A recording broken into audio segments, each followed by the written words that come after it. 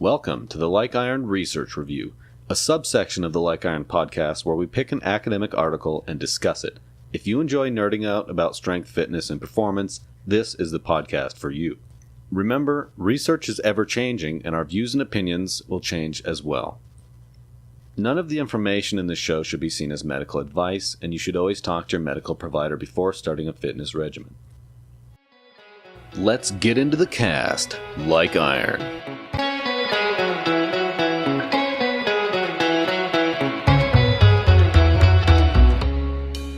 Come paint my face, come take my hand. Welcome to the Like Iron Research Review. My name is Shannon. I'm here with my co-host Wes. Say hi, Wes. Hello, everyone. And today we have yet another paper. This one's pretty interesting. It is published in the Journal of Strength and Conditioning. Came out in March of this year. So when we are recording this, it's hot off the presses. It's titled Unilateral and Bilateral Lower Body Resistance Training Does Not Transfer Equally to Sprint and Change of Direction Performance. Again, it's published in the Journal of Strength and Conditioning Research. It is published by Brendan Appleby, Stuart Cormack, and Robert Newton. Pronounced all those right, I believe. And yeah, so we're going to dive into this, basically just looking at the ability of unilateral, so single leg resistance training, in this case, just a step up, but we'll get into that. And bilateral lower body resistance training, so in this case, a back squat, and how that transfers to speed gains and change of direction gains. Before we get into this paper, we are going to answer a question from the audience, which we got last week. We will be doing this before every podcast when we do get questions, unless we get enough questions to make a separate video. The question this week is from Sean London, and he asks, let's see, his question is pertaining to strength and muscle mass maintenance during fat loss phases. What does our training look like in such a phase? How much of a decrease in volume/intensity is there, if any? And are there more scheduled training deloads to stay ahead of fatigue in training? So Wes, how do you go about this? And then I'll answer how I go about it when I do choose to lose fat, which is almost never. Yeah. Good question. So when we're in a caloric deficit, I think previously it's been kind of thought of as, oh, I don't have the same resources to recover, therefore I need to drop my resistance training volume and intensity. I take a different approach, and I think there's some evidence to suggest that my approach is probably a little bit superior, which is I usually leave my training volume the same or even a little bit higher. And the reason for this is when we're in a deficit, we want to try to retain as much muscle mass as possible. And so by consuming a high amount of dietary protein, but also having, the resistance training stimulus, those are both pretty potent stimuli for muscle protein synthesis. And so if the goal is to maintain as much muscle mass as possible, I think that you should, have the volume still high, or at least what it was, and also try to consume a little bit more dietary protein. So that's just a really short answer to that question. And then usually for like the fat loss part of that, I usually try to manipulate my calories to do that rather than just increase a bunch of workout aerobic training. And so I'll throw in like aerobic exercise if I need to kind of aid in the fat loss portion later on, but I usually try to do most of my, I guess, like caloric restriction through dieting. Okay. You mentioned volume. Do you manipulate intensity in any way? So usually when I am dieting, it will be in like a higher volume phase. And I think that if we talk about intensity as percent 1RM, not so much, but intensity as it means to like relative effort, I would keep that within our like arbitrary hard sets. So, 7 RPE or above. Mhm. And so that's how I kind of look at intensity, not necessarily just as like percent 1 RM, but more along the lines of your relative gauge for the effort. Yeah. The other part of it was, do you take more scheduled training deloads to stay ahead of fatigue in training? This is a really good question. This is something I've actually just been playing with a lot. I think there are two good arguments. You get one side of the crowd saying, we should have pre-planned deloads to, just not risk, training too much. And then you have the other group who says, well, if your training is going good, well, why would you deload? You know what I mean? And Mhm. so right now, the thing I'm currently playing with is more of like an regulated deload. And so I'll keep doing the program until like I have an objective and or subjective measure that like, hey, it's probably a good time to take a deload. So, if the weight on the bar at a given relative intensity is really decreasing, I think that's a good proxy for like, hey, it might be a good time to like reset or deload.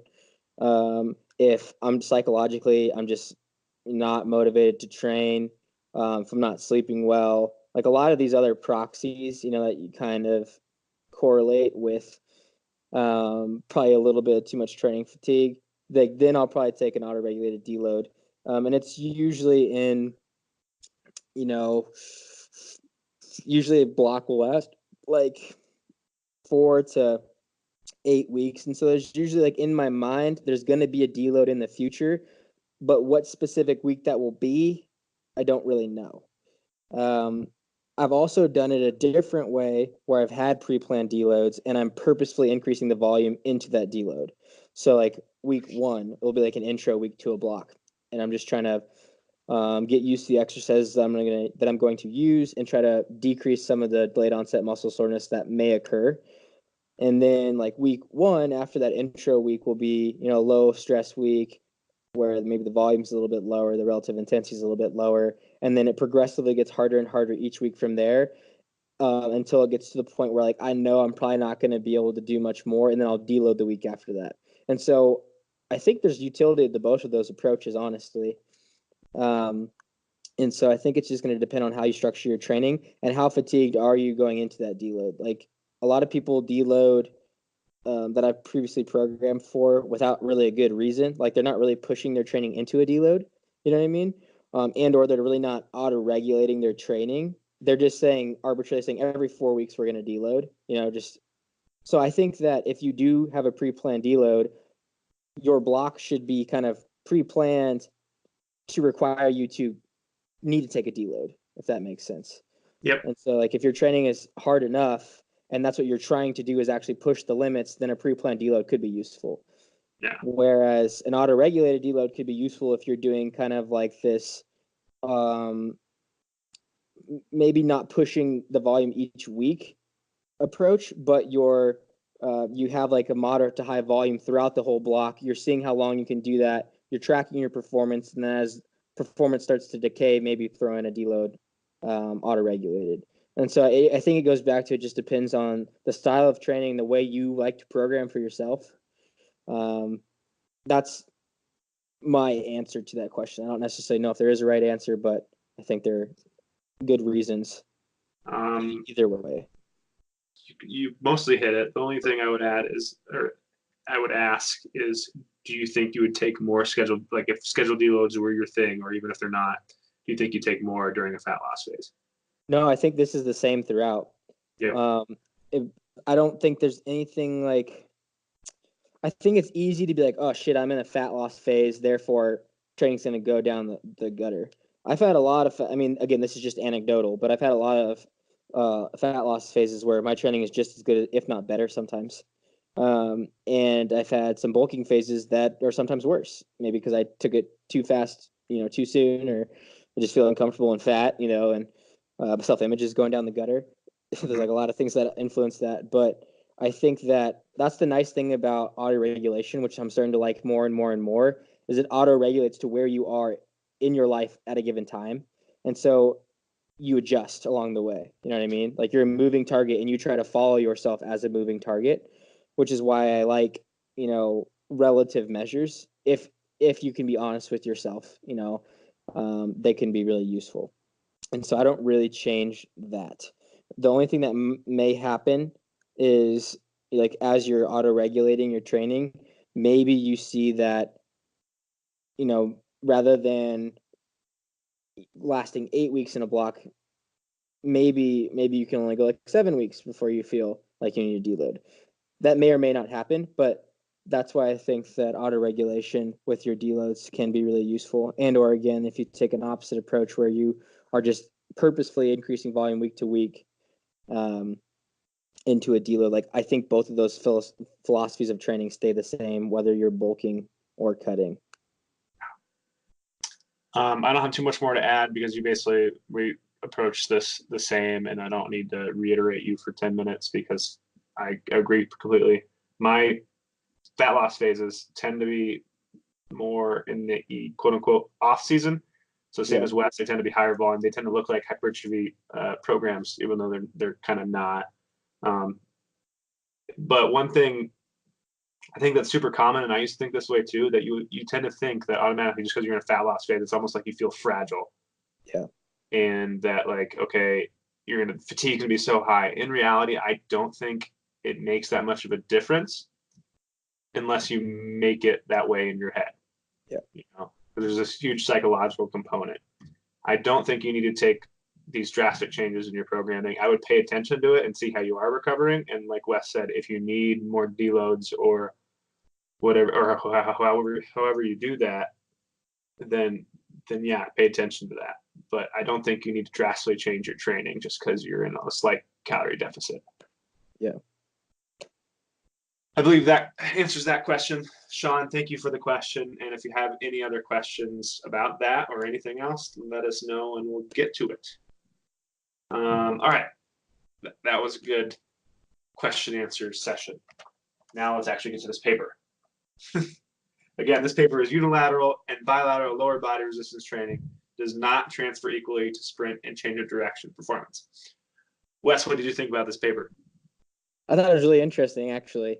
I'm always really interested in transference to sport. We're kind of in an interesting boat as powerlifters because resistance training is our sport, basically. Like, you're practicing what you're being tested on. And in sports outside of powerlifting and like Olympic lifting are a little different. It's like strength training can be really useful to helping you become a better athlete and do better in your sport. But it's always been really interesting to me, like, what exercises in the gym may actually make you better at your sport or the tasks involved in your sport. And so I like papers like this. Yeah, I liked it a lot too, especially because just the way an exercise looks tends to like swing people in how they program and how they think about an exercise and how it will transfer. Yeah. When it's not always the case, even if an exercise looks like it might be more specific towards a sport, it's not always the case. Yep. And I think we can kind of get into what this paper found and kind of how this goes against the grain and as far as what some people think. Basically, what they found is, as far as sprint performance, which is they measured, I think, at 5 meter and 20 meter sprint performance, they both increased. So the changes were just about the same. They both got faster. I think in the 5 meter, it trended a little bit towards the bilateral, but not enough to say. And there's such a big range that it's not, you couldn't draw any conclusions there.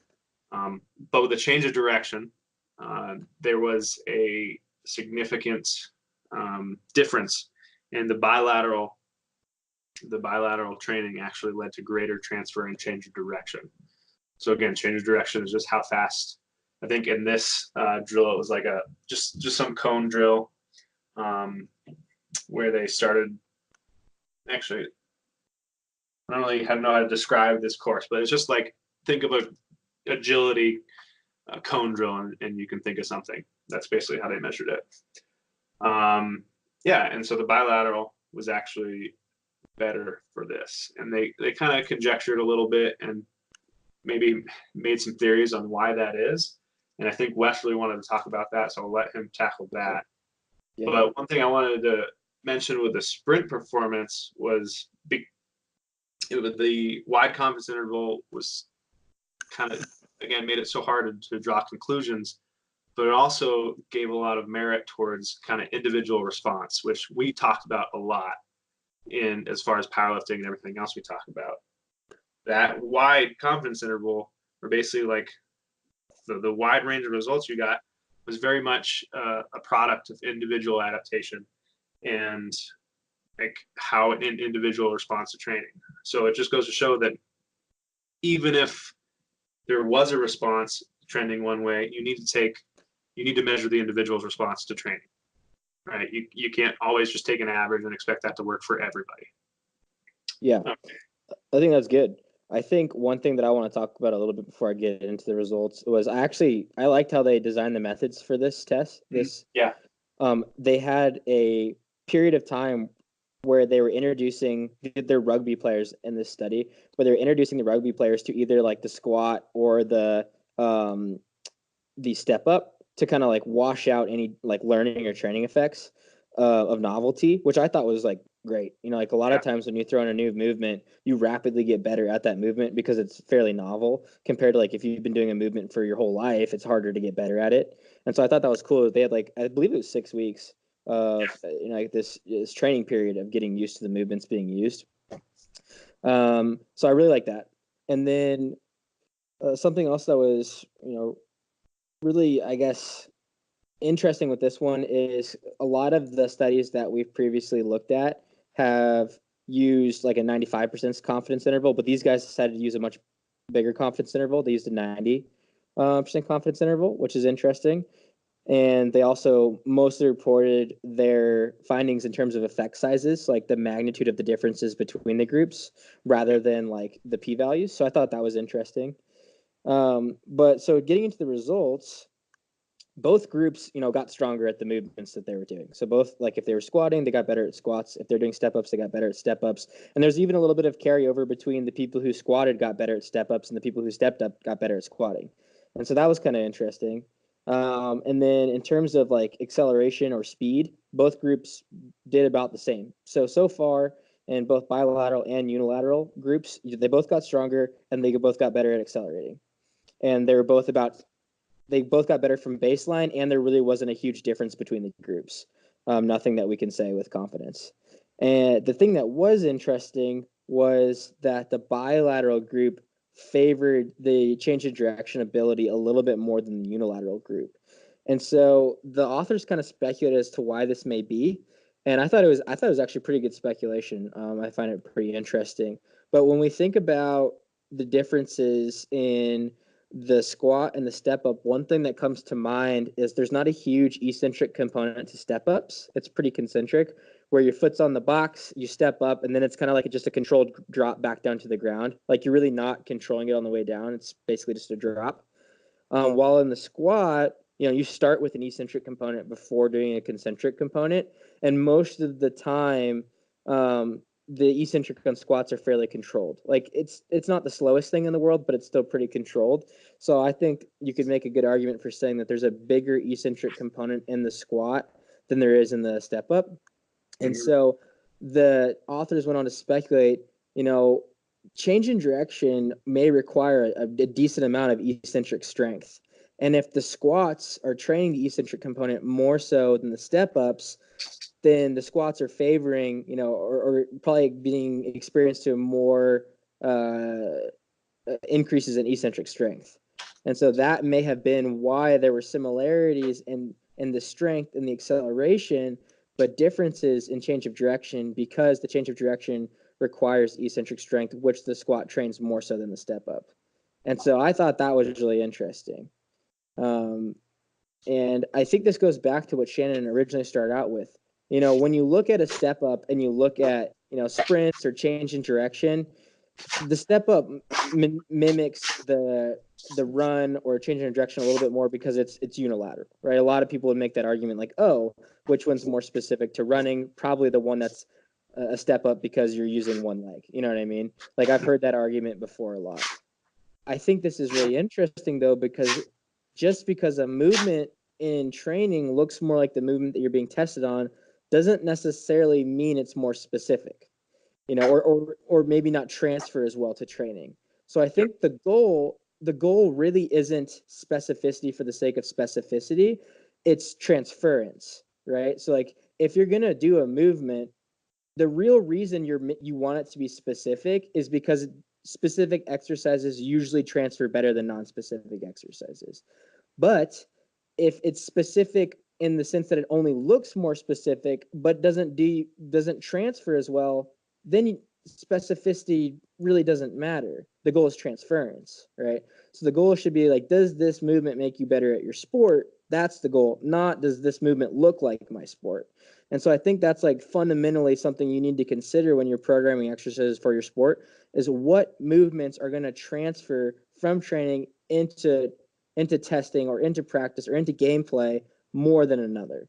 And so I think, you know, again, both groups got stronger, both groups got faster, but the change in direction ability was better in the squat. And so I think you can make a really good argument for including eccentric based exercises as well into, you know, sports that require change in direction ability. Yeah. Yeah, I think it goes back to how you measure that specificity. You can't just say, oh, this looks like it's specific. Yeah. You're like, okay, what are the underlying characteristics of this exercise that make it specific, right? Yeah. They go on to say that training should target the underlying neuromuscular demands and not the similarity in appearance to the target performance, right?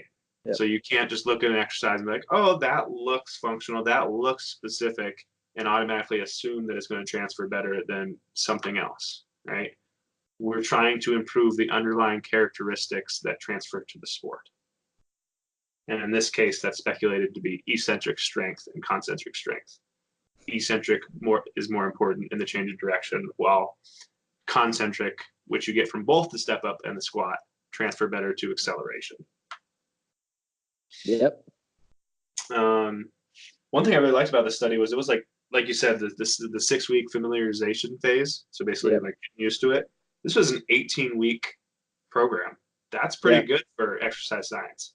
Yeah, that's really good. It's really hard to get people to comply. And I mean, so when you're doing a training study like this, you have some sort of like arbitrary cutoff for like compliance rates. And so they said, I believe there's just like 80% and for the main part of the study, and then like 66% for like the maintenance phase of the study. Which, you know, to many people, like 80% and 66%, like doesn't seem all that great for people who really love training. But in studies like this, it is really hard to get people to comply. And so, I mean, an 80% compliance rate isn't too bad, you know, for the main part of the study. Yeah. This also begs the question is, okay, they found transfer to the change of direction drill. Does the change of direction drill transfer to their sport? Like, that's a different question. Yeah, so that's a really interesting. Assume that. Exactly. So it's like they got better at the thing they were being tested on in the study.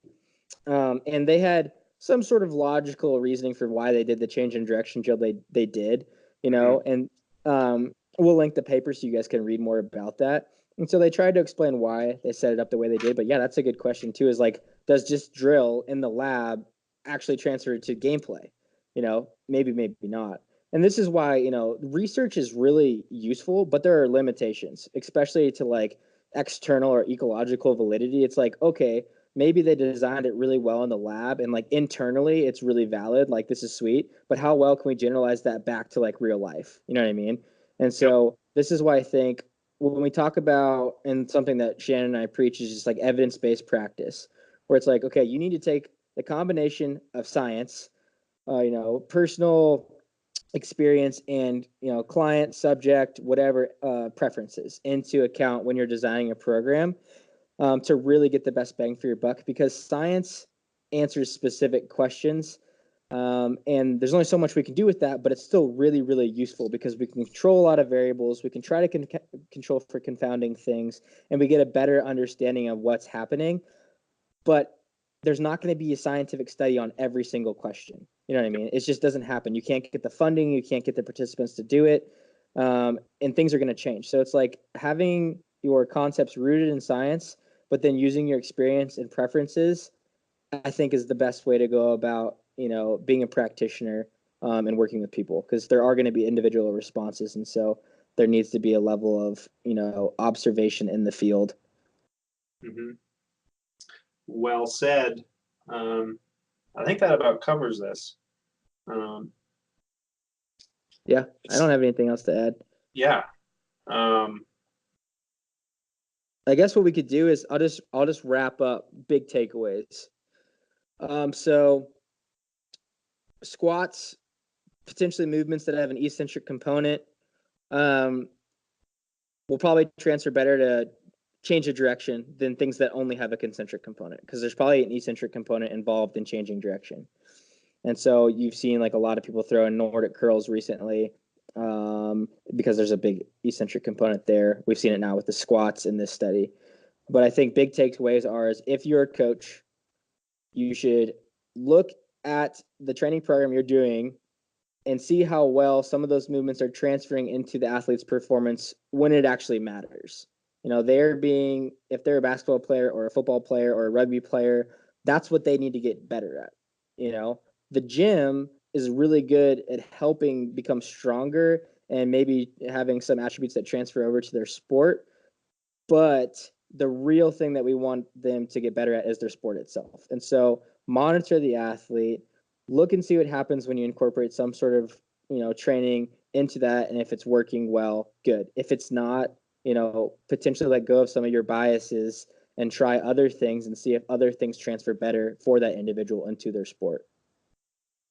Yeah. Anything else you want to add to that? Yeah, no, that was good. Maybe just always be willing to ask, okay, what are all the reasons that this could be working, or all the reasons that this could not be working. Don't just look at something and be like, hey, this looks specific. This looks like the sport. Let's do it in the weight room. Let's mimic the sport. Because in reality, there's so many components that go into a sport on the field and in gameplay that you don't know if it's actually going to transfer. Yeah. You can try to mimic it all you want with all these fancy things, but there's just so many dynamics in a sport that it doesn't necessarily mean that that thing in the weight room is specific. Yep. All right, that about wraps up this episode. Thank you for listening, and enjoy the rest of your day. See ya. Someday you too will go to war. And Thanks for listening to this Like Iron production. As always, we love to hear from our audience, so if you have a question or want to chat, drop a line in the comments or hit us up on social media. You can find us on Instagram at ShannonDubs, at like.iron.strong_Wes, and at like.iron.strong_Jackson. If you like what you hear, let it be known. Like and review or tell your friends, and as always, stay strong like iron.